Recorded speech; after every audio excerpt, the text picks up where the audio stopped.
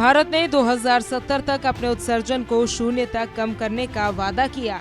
प्रधानमंत्री नरेंद्र मोदी ने Glasgow meet के दौरान इसी संकल्प को दोहराते हुए भारत को कार्बन न्यूट्रल देश बनाने की दिशा में तेजी से काम करने की शुरुआत की है। अब ये बड़ी जिम्मेवारी केंद्रीय ऊर्जा मंत्री मनोहर लाल के कंधों पर है, जिनके पास हाउसिंग और शहरी विकास जैसे महत्वपूर्ण मंत्रालय भी हैं। ग्रीन एनर्जी क्लीन एनर्जी की इसी मुहिम को बढ़ाने के लिए खुद केंद्रीय मंत्री मनोहर लाल राज्यों के साथ रिव्यू बैठक लेने निकले हैं। देखिए, इस सोलर पावर को बढ़ाने के लिए हम देश भर में नीतियां जो बनाई हैं, प्रमोट करने के लिए हम तैयार हैं। उसके जो पैरामीटर्स हैं वो जो स्टेट पूरा करता जाएगा उस हिसाब से उसका निर्णय करते जाएंगे। ज़्यादा से ज़्यादा सोलर, जैसे इधर हाइड्रो उधर सोलर, तभी जा करके हम आने वाले समय में जो हमारी आवश्यकता है उसको हम पूरा कर पाएंगे। 2047 तक 1700 गीगावाट ये हमने 2047 तक और ये एनर्जी को पूरा करना है।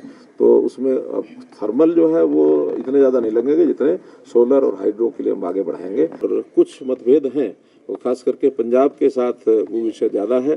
तो सुप्रीम कोर्ट में भी पंजाब शायद उसमें पंजाबी गया ना, तो पंजाब सरकार उसमें सुप्रीम कोर्ट में गई है।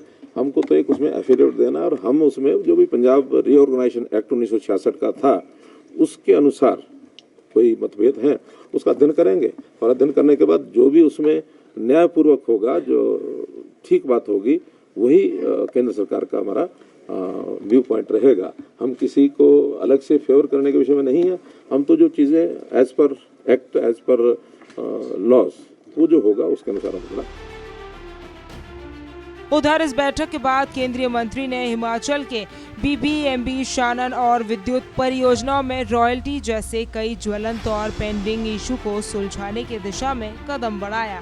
मगर हिमाचल ही नहीं, उत्तराखंड और जम्मू कश्मीर में वोटर सेस लागू करने जैसे मुद्दों को सिरे से नकार दिया है। उन्होंने कहा ये मामला अदालत में विचाराधीन है। माननीय पूर्व मुख्यमंत्री हरियाणा और ऊर्जा मंत्री माननीय खट्टर साहब का बहुत बहुत धन्यवाद करता हूं कि मंत्री जी हिमाचल प्रदेश में आए। पूरे देश में एक प्रकार की इन्होंने प्रक्रिया शुरू की है और बहुत अच्छी बात है।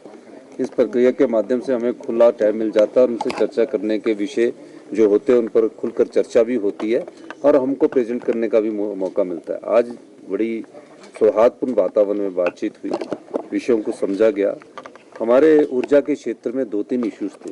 पहला इशू है कि हमारी जो सुन्नी, लूरी, धौलासिद्ध और कुठेड़ पावर प्रोजेक्ट, उसमें 12, 18, 30 वाला प्रोजेक्ट और 40 साल वाला प्रोजेक्ट हमको हिमाचल में वापस मिले।